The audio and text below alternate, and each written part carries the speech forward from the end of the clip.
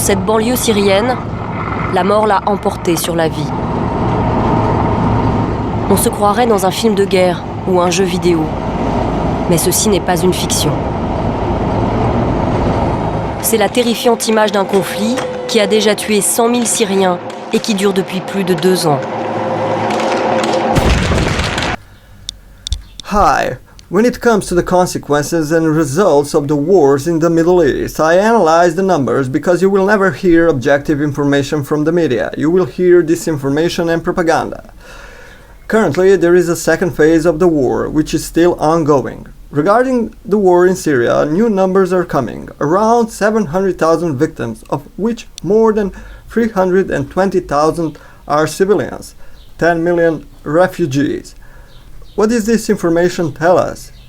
It tells us that there are a little less than 400,000 victims among armed members. Information about Syria is fairly objective. When we talk about Israel and its enemies, the media speaks totally subjectively, because there are no victims among armed members, so they accuse Israel of waging a war against civilians.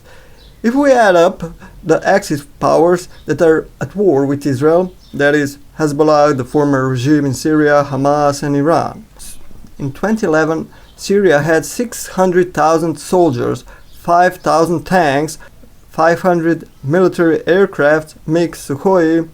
Hezbollah has 120,000 armed members plus 100 tanks, missiles with range up to the 500 kilometers, drones. Syria gave tanks to Hezbollah. Hamas had around 60,000 members in 2023. 50,000 were armed. It had missiles with range up to 250 kilometers, drones and mortars.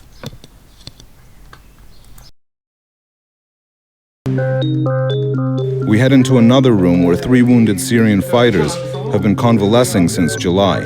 2 quickly covered their faces with blankets, but we could see the characteristic long hair of Islamist fighters. Outside, an IDF soldier remains on guard 24 hours a day. One of the 3 agreed to talk to us, 25-year-old Mohammed, who says he's a fighter for the Free Syrian Army, a collection of Western-backed rebel groups. جت طيارة هليكوبتر زتت برميل بالبلد، فرحنا لنشوف يعني إذا في إصابات ولا ما في إصابات مشان نسعف الناس. فلحظة وصولنا لهناك كانت في منطقة قريبة للنظام فيها جيش، ضرب منها علينا بالمدفعية قذائف وقتل مننا 2 وصوبنا احنا 2 جينا لهون على مشفى صفد. He said rebels worked through a neutral intermediary to deliver him to IDF soldiers. احنا وصلنا بسيارة للحدود، يمكن ما كان فيها بيننا وبين الشيك 20 متر، قطعنا عليهم عاد. If people find out that you've been to Israel, do you think they might suspect you of being a spy or something? طبعا احنا موجودين ضمن مناطق محررة يعني من قبل الجيش الحر، يعني مناطقنا محررة غرب درعا وفي القنيطرة، يعني ما يقدر يصلها الجيش النظامي. اما الجيش النظامي اذا بيعرف انه احنا هون مثلا مسكنا بعدين، هو طبعا ما راح يوفر لا انه رايح اسرائيل او انت رايح على اسرائيل. يعني صار في جرحى تفوت على اسرائيل يعني من العام الماضي، يعني توقعت انه ممكن باي لحظة واحد يتعرض لاصابة ممكن انه يدخل على اسرائيل. اما اول يعني قبل يعني مستحيل كنت متوقع اني ادخل على اسرائيل. When your treatment is finished, do you hope to go back to fight against Assad again? طبعا أنا في عندي حاليا إصابات برجلي، يعني ممكن القتال يكون صعب علي شوي. يعني بس أنا في لي دور هناك، دور كويس هناك، يعني ممكن نرجع يعني. Who were you fighting when you got injured? Was it Jabhat al-Nusra or was it the army? لا جيش بشار طبعا. جبهة النصرة يعني مو بهذيك السوء هي اللي واصلة عنها السوء، احنا يعني معايشين جبهة النصرة هناك يعني.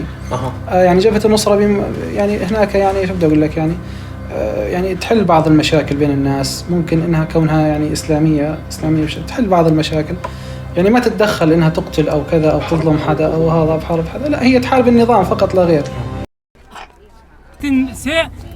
هدف من السي بيشنما يان دينيوا يان سريوا يان ناموساوا.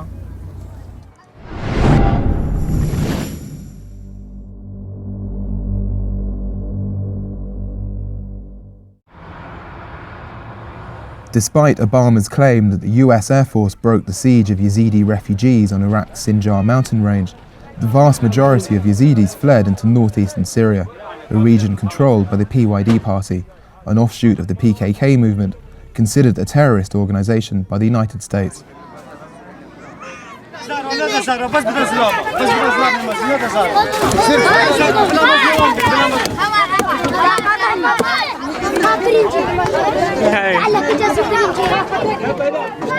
We just arrived at the refugee camp in Derek in the Kurdish region of Syria. There's about 7,000 Yazidi refugees here. You can see they're all queuing up to get registered, to get food shipments. It's quite a desperate scene here. It's baking hot outside. Al-Nusra and Islamic State fighters declared Lebanon part of their caliphate and were knocking. وينبشون القبور ويدمرون الماضي. أي مستقبل لسوريا في ظل هذا العقل وهذه الجماعات؟ أي مستقبل للبنان؟ في الأسابيع الأخيرة بالتحديد بشكلها الواضح مرحلة جديدة اسمها وتحصين لبنان وحماية ظهره. نحن أهلها، نحن رجالها، نحن صناع انتصاراتها إن شاء الله.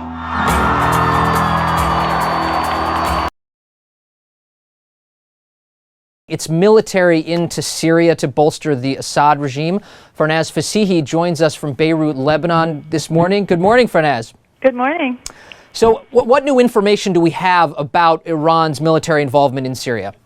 Well, we've known for a while that Iran has been sending some of the Revolutionary Guards members to Syria to train them for guerrilla fights and to help Syria with cyber monitoring of dissidents and activists. But recently, the information we have is that they're actually sending soldiers, rank and file members of the Revolutionary Guards and commanders to fill in for defectors of the Syrian army.